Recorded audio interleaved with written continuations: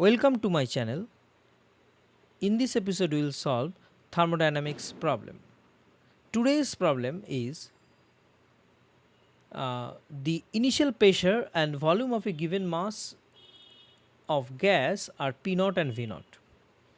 The gas can exchange heat with the surroundings. It is slowly compressed to a volume V naught by 2 and then suddenly compressed to V naught by 4. Two important statement is here. Slowly compressed and this is suddenly compressed. Okay, V naught by 2. These are the two important statement here. These are the two important statement here. And if the gas is the second part, the if gas is compressed from the V naught by 2 to V naught by V naught to V naught by 2 and then slowly, this is slowly and another is suddenly. These two indicates these two indicate important process. The system can exchange heat from the surrounding. It is there. The gas can exchange heat with the surroundings. As the system can exchange heat from the surroundings, therefore the walls of the container is diathermic. It allows us to exchange heat with the system and surrounding. First, the gas is slowly means the system gets enough time to equilibrate with the surrounding and temperature remains constant. The process is isothermal. The second part, when it is suddenly compressed, then the system gets no time to maintain its temperature. Therefore, the process is adiabatic. No heat is entering into the system.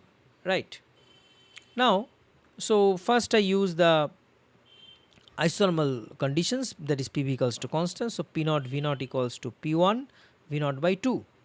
P1 is some pressure of the gas when the volume is V naught by 2. Right. Second part, Pv to the power gamma equals to constant, adiabatic part. Adiabatic process, this Pv to the power Pv to the power gamma equals to constant. So it starts with pressure P1 V naught by 2 to the power gamma. There is some P2 pressure after the process, say P2.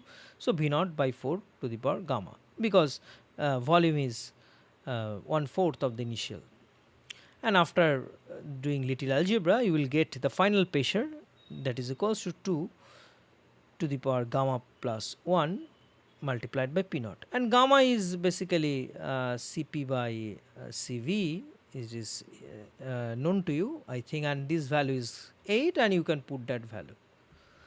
And the second part, first part is adiabatic then isothermal, but in the previous part we did first isothermal then adiabatic. So similarly, adiabatic part meant P naught V naught to the power gamma, that is equals to some P2 V naught by 2 to the power gamma, pressure after the process. So pressure is getting this value P naught multiplied by 2 to the power gamma, and then isothermal Pv equals to constant. So P2, it starts with V naught by 2 and ending with V naught by 4, and the pressure is say P prime, pressure after the isothermal process.